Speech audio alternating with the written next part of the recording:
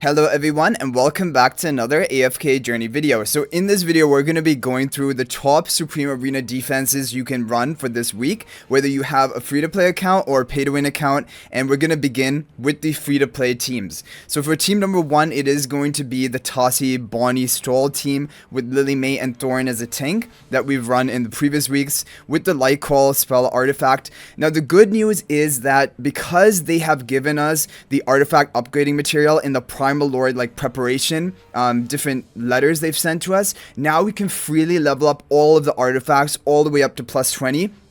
So you can plus 20 even your PvP artifacts. So Light Call is going to help the team's survival. Daimon is going to be in the back and healing up Bonnie for a while. And Tassi is going to jump into the enemy team. Thorin is protecting the Lily May with the Soul Pact. This should be a good team.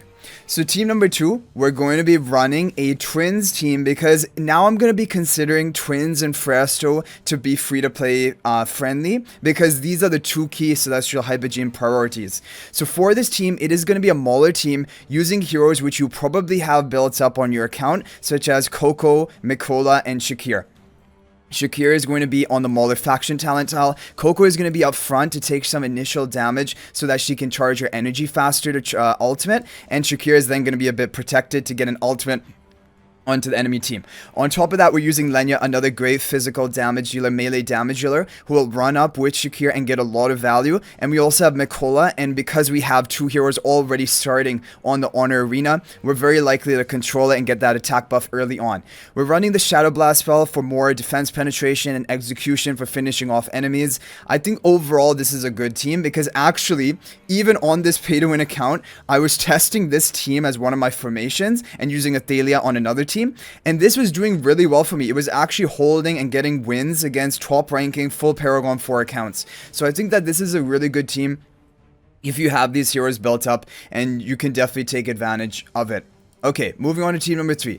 Team number 3 is going to be a Shemira team with Ludovic healing and Daimon, because now Daimon is kind of a must-have hero. I think a lot of people have built him up or recruited for him, so you can definitely make use of him in PvP. Basically, he will be shielding and protecting the Shemira. You can't see right here, but he will be doing that. Ludovic will be healing Shemira right from the beginning of the match, also healing Siren. Siren, another really strong PvP hero on the Graveborn faction talent tile. He's going to get off his ultimate first, followed up by Shemira to hopefully kill all of the enemy team, and Fresto just as a meat shield to buy your team time up in the front with the Dragon Roar artifact, a really strong PvP artifact. Now for this team, if you don't have Daimon and you wanted to run a replacement, I think Nero would also be a really good replacement, especially now that he has really good charms, which probably you don't have yet, but his charm quality bonus is going to give attack and also defense penetration to the ally behind him to power up Shemira further. Also, Nero is great with Shemira and Siren because he can take an enemy Lily May interruption, and Siren and Shemira can freely get off their ultimate. So this is another great team that you can definitely run. And if you don't have Fresto or you need some other tank, basically you just need to run another tank up in the front who's going to buy time for your Shemira to get off her ultimate and Siren to get off the ultimate. So I think this is going to be a very strong team for free-to-play players. Okay, so that is going to be all the free-to-play teams. Formation ID will be in the corner, and this is really easy for you to copy down because all of the maps are symmetrical this week. So it's a good news whenever that happens because then you don't have to manually place any of the heroes. Okay, so let's go through the pay-to-win teams. So pay-to-win teams, almost exactly the same on team number 1, but it will be Talene rather than Thorin, because this is the more pay-to-win version of Bonnie, Tassi, Stroll team. Still very strong. Talene will tank in the beginning. Lily May will interrupt enemies. Bonnie on the tile in the back has always done well for me, and Daimon is going to be healing and providing haste buff, and Tassi will try to solo at the end with the Light Call spell. Now, this is not necessarily like, you know, the strongest of all teams. However, it's a very solid team, and it is very kind of budget friendly because these are using heroes that everyone has built up.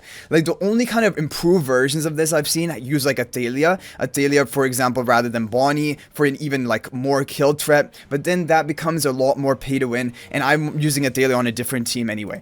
Okay, so for team number 2, it is going to be the Harak team. Now this team, it didn't do the greatest for me in the previous week. However, I feel like it eventually is going to do well. Now that we have Ludovic charms, we have Shemira charms, the team is going to be stronger than before. Shemira is going to charge up her energy faster. She's on the Graveborn faction talent for shielding. The major issue I have with Shemira and I'm really noticing that now, is there a range of 4? This is a really big drawback because in a lot of maps, like for example, map 1, I did not want to run Shemira here on a back tile because, like, how long will it take for her to get into the fight and begin dealing damage? Here is kind of a good map for her because usually players are going to place some heroes on these 3 tiles here, and then Shemira can either immediately attack or just walk up 1 tile, be in the Ludovic healing still, and then attack them. So this is probably the best map for Shemira this week. Siren is going to be there to block the opponent artifact. We have Dragon Roar artifact, which goes off 6 seconds into the match to give you attack boost, and that's about the time you're going to be ultimating to get the maximum value from that. And then Thorin protecting the Harak. I have Thorin back 1 tile rather than right up front, just to force the enemy to walk up to me, and Harak is going to be protected. Harak is honestly really awkward in this team, and like definitely I've gotten wins with this team. However, when people run strong teams to counter this, there are problems. Harak is a bit slow. That is his major issue in PvP.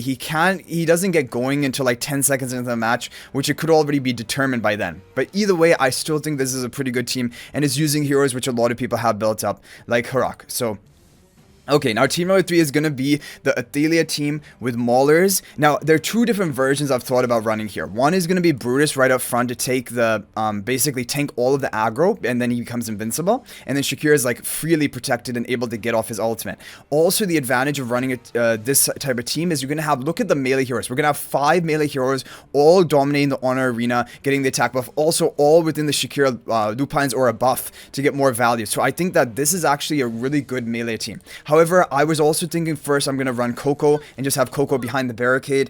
Coco is good if she's able to survive long enough to get off her ultimate. But if Coco dies before ultimating, which a lot of the times actually is the case, then it's just like, why is she even in the team? She's not doing anything. And here she wouldn't even contribute to the honor arena, I'm pretty sure. I think she's just out of range. So I was thinking I'm going to try Brutus. If it doesn't work, then I will try something with Coco. Mikola for honor arena, like we said, melee hero. And then the twins, Athalia is buffed up maximum with the twins buff. She is going to go and destroy people. And I love Shadow Blast spell with this team because it's just more defense penetration, more execution for Athalia to just shred through the enemies, and I think that's really strong. So overall, guys, those are going to be the free-to-play and pay-to-win teams that I'm planning to run this week. If you want to make a modification to the pay-to-win to run it, you can just replace Lenya over here. Lenya is good with the Maulers. She's really good with the Maulers, and this is totally a fine replacement, but Athalia, of course, is going to be better.